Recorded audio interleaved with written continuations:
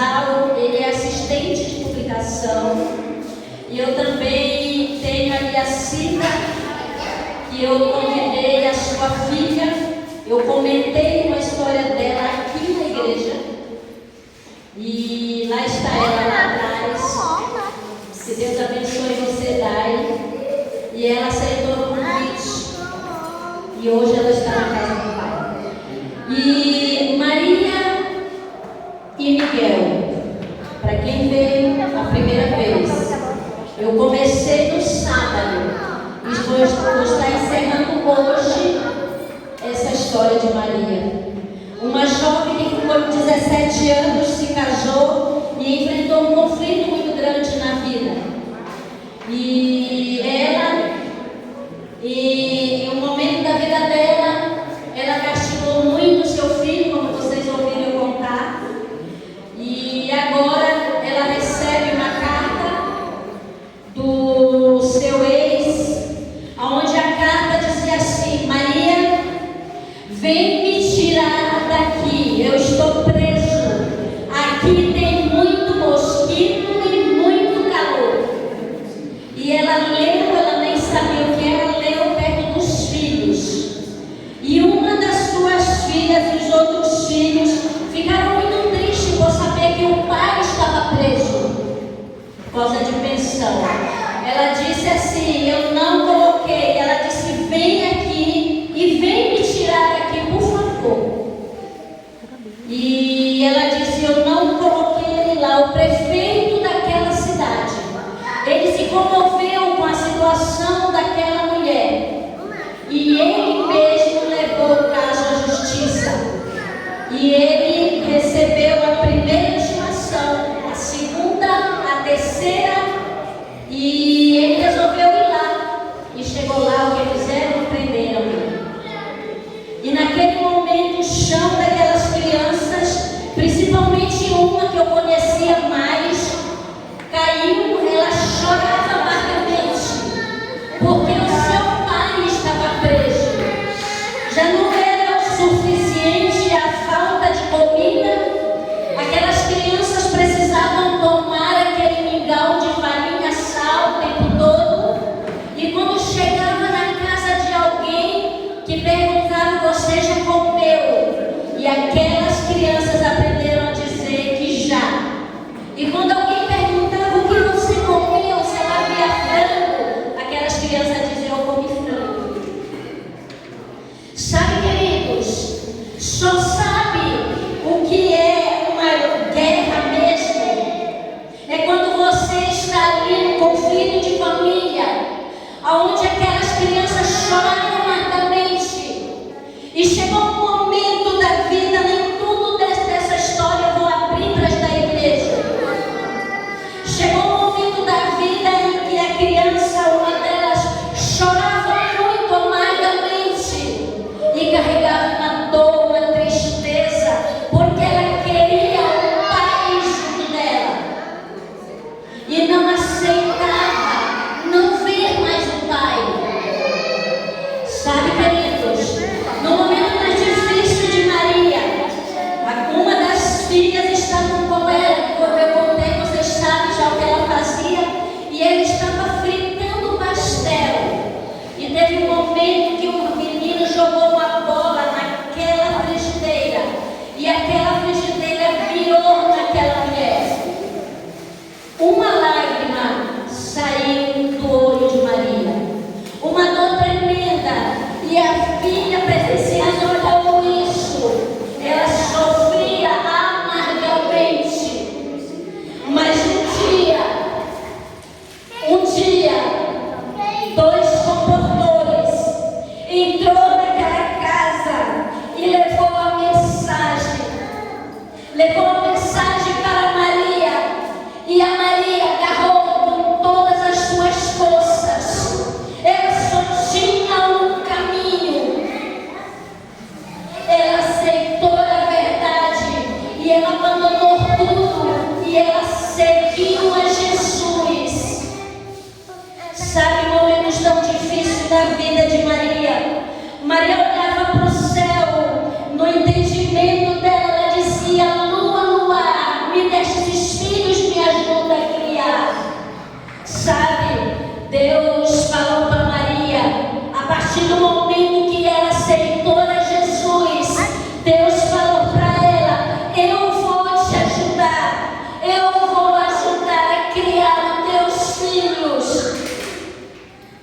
queridos, Maria era minha mãe, Miguel, o meu pai. Se existe um amor tão grande no meu coração, que eu tenho por publicação, foi saber que um dia levar esperança na minha casa.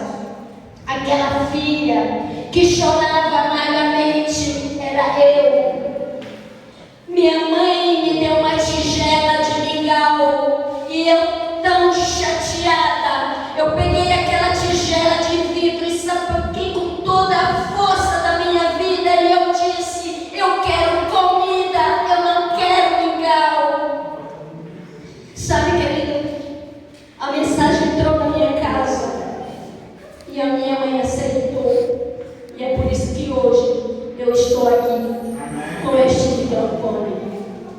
Tem muitas coisas que eu não posso falar aqui, mas você não tem noção o que a gente passou na vida. E eu fui crescendo. A minha mãe, ela tinha uma música que ela dizia: Senhor, reconcilia meu lar, não deixe que ele se perca quando tu vier me buscar. Senhor, reconcilia meus filhos, não deixa que eles se percam quando tu vier me buscar. Sabe, queridos, eu sei o que é sofrer, eu sei o que é angústia, eu sei o que é dor, eu sei o que é fome. E é por isso que eu sei que nós somos iguais, cada um tem uma dor. Muitas vezes nós temos dois caminhos: ou a gente aceita Jesus para Ele ajudar a carregar os nossos fardos, ou nós vamos continuar vivendo a vida lá fora, sem Deus, sem esperança, sem igreja, sem família. E por incrível que pareça, abriram um verso que eu vou ler esta noite em Mateus. Foi o verso que levaram a minha mãe, e esse verso deu certinho com a mensagem de hoje. Mateus 11. Nós sabemos que muitas vezes as pessoas, elas estão cansadas, mas sabe o que dói muitas vezes? Que em vez de se aproximar de Jesus, elas se afastam de Jesus.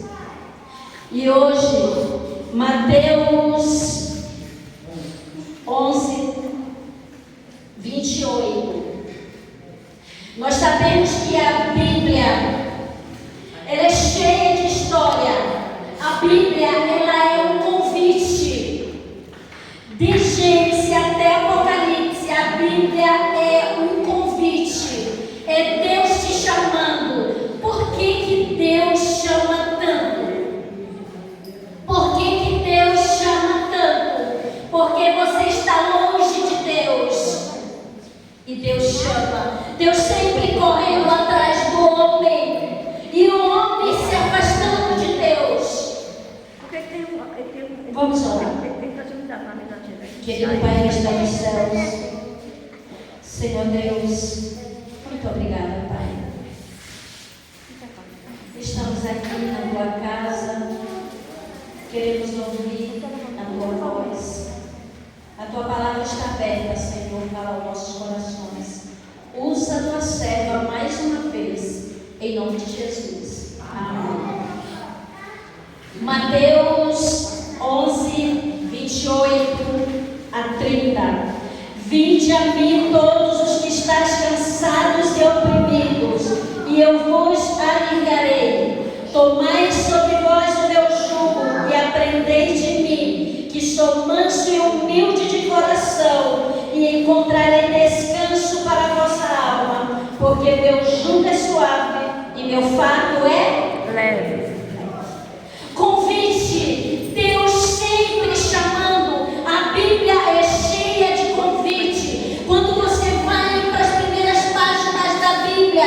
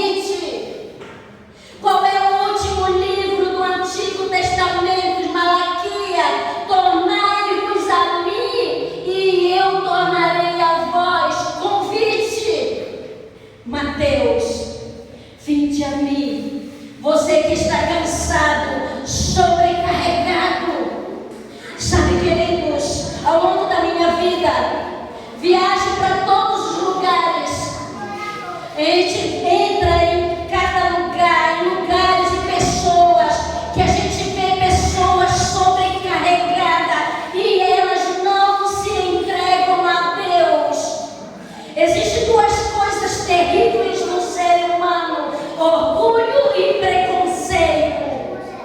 As pessoas não se entregam, as pessoas não vêm para Jesus, as pessoas se afastam de Jesus. Eu estava em Belém do Pará e eu trabalhava na loja da associação, e naquele momento veio uma senhora. Ela estava procurando, foi na época que saiu a meditação do Bulhão, uma meditação que vendeu muito, todos queriam aquela meditação, e ela estava procurando e falhou, não tinha nem na casa. O nome desta mulher era Carmen, e eu disse a ela: Carmen, assim que chegar a meditação eu ligo para você. Eu peguei o número do telefone dela e eu liguei para ela, e ela disse: Nilda, eu consegui de presente a meditação. Aí eu pedi a ela: eu posso te fazer uma visita? Ela disse sim. E eu aproveitei. Ela tinha um garoto de 5 anos de idade, e eu visitei a Carmen. Eu levei algumas literaturas para ela, e a gente sentou numa casa linda, um apartamento lindo, tudo de vidro, e a gente conversou. E um momento da vida, Carmen disse assim: Nilda, tá vendo tudo isso aqui? Nada traz felicidade. E a gente conversou, eu comecei a falar algumas palavras para ela, e percebi que ela chorou. Ela não conseguiu conter as lágrimas. E eu vim descobrir que ela era uma juíza. As pessoas, elas têm dinheiro, cultura ela tinha dinheiro, mas ela não era feliz, e ela não se entregava.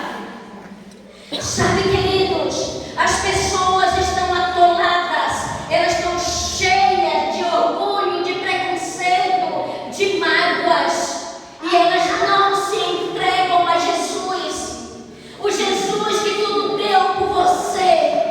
Nós estamos numa semana de oração, de reencontro, e ontem nós tivemos uma cena que comoveu meu coração. Quando eu olhei aquelas crianças chorando, eu não segurei as lágrimas. Uma sinceridade ali misturada com emoção de crianças se derramando aos pés do Senhor. Sabe, queridos, nós estamos terminando uma semana de oração, mas não é só uma semana. Que esta semana faça diferença nas nossas vidas. E aqui agora eu leio: você está cansado, você está sobrecarregado. Jesus te diz: vem a mim, eu vou fazer de você o que você não imagina. Sabe, queridos, se existe uma das coisas é que o ser humano faz quando Adão pecou, ele foi para baixo de uma árvore. O ser humano é acostumado a levantar árvore na vida. Árvore do não tenho tempo, árvore de não é agora, árvore disse: não busco a Deus porque não tenho tempo, não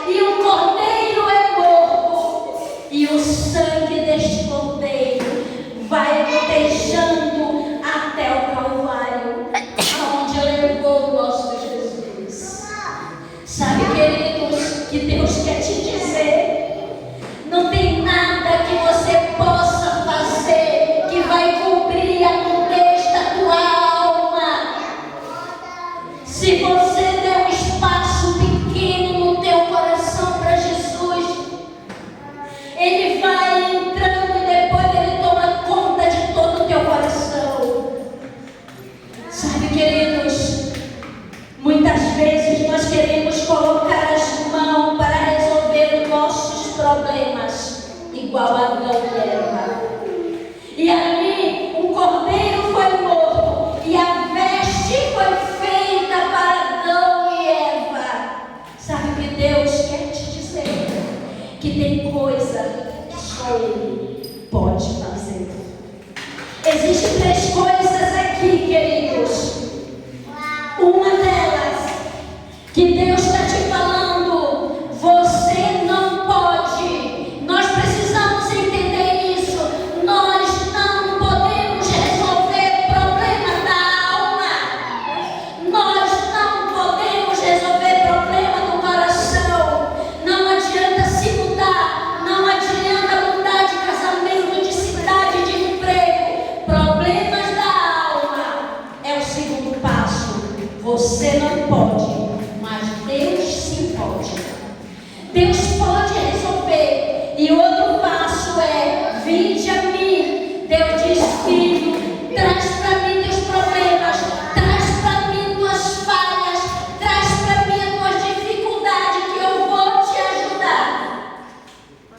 Sabe, queridos, nós estávamos em uma campanha, e naquela campanha eu estava na casa, nós estávamos na casa de uma irmã da igreja, onde ela tinha um filho de 22 anos, jovem de tudo. Aquele rapaz, ele saiu da casa do pai, se envolveu com amizade no mundo do crime. E ele tinha uma equipe onde eles falsificavam documentos, eles roubavam, compravam coisas com documentos de outros, até da própria mãe. Ele sujou o nome. E Júnior vivia ali. E ela disse para mim assim, hoje ela não é mais viva. Ela dizia: Linda, meu filho não tem mais jeito. Eu disse: tem sim. Tem jeito, porque para Deus tudo tem jeito. E naquele momento, todas as noites, todas as manhãs, a gente no culto da manhã, a gente ajoelhava e dizia: Senhor, tem misericórdia do Júnior. Ele é teu, ele é especial, ele é teu filho. E Júnior escutava, ele não estava no culto. Ele já escutava aquela oração. E aquela oração foi colocando na vida do Júnior o desejo de voltar para casa. E Júnior, ele tomou uma decisão na vida. Ele disse assim: Deus, se tu me livrar da morte, eu vou sair e eu vou voltar para casa. E quando chegou no período de Natal, ele chegou com o chefe deles e ele disse: eu não quero mais essa vida, eu vou sair. E o chefe disse: se você sabe o que vai acontecer se você sair, você vai morrer, nós vamos mandar te matar. E ele disse: não, eu vou sair. E o inimigo é sujo, e ele começou a negociar com ele e disse: olha, vai para tua casa, passa o Natal com a tua família, pensa 2 vezes e volta aqui. E Júnior passou o Natal, voltou ali, e o chefe disse assim para ele: e agora, qual a tua escolha, morrer ou ficar? Ele disse: eu não vou ficar, eu vou sair. E o inimigo começou a de novo negociar com ele: você vai sair, você vai morrer, então vai, te despede da tua família que nós vamos te matar. E Júnior estava: Senhor, se tu me livrares dessas pessoas da morte, eu vou voltar para o Senhor, eu vou me batizar. E ali Júnior, ele foi passar o ano, estava ali com a mãe dele, meio-dia do ano de, se eu não me engano, foi 2010, meio-dia de 31 de 2010. A sua mãe entrou ali e disse: morreu o negão. E Júnior se jogou na cama, ele batia no peito, ele ria, e a mãe dele não entendia nada. Ele ria, ele olhava para o céu, ele ria, ele disse: vitória, Jesus. A pessoa que ia matá-lo morreu. Sabe o que eu quero te dizer, queridos? Em momento mais escuro da vida, Deus está para te livrar, para te ajudar. voltou para a igreja. Depois ele foi professor do Instituto Grão-Pará em Belém. E depois ele foi para uma faculdade, depois casou, teve lindos filhos e seguiu sua vida com Jesus.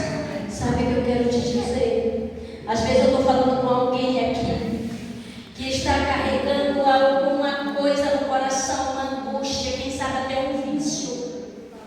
Sabe que Deus quer te dizer, filho, vem para mim, traz. Deus não quer que você mude para voltar, não. Deus quer que você decida, porque é Ele que vai cuidar da tua vida. Sabe, querida igreja, nós passamos a semana toda aqui, encontro, pessoas tomando decisão ao lado de Jesus. E hoje, Deus diz, filho, vinde a mim, traz para mim os teus problemas. Como que você entrou hoje aqui, querido filho? Como está a sua vida? Você acha que tem alguma coisa impossível? Deus é o Deus do impossível.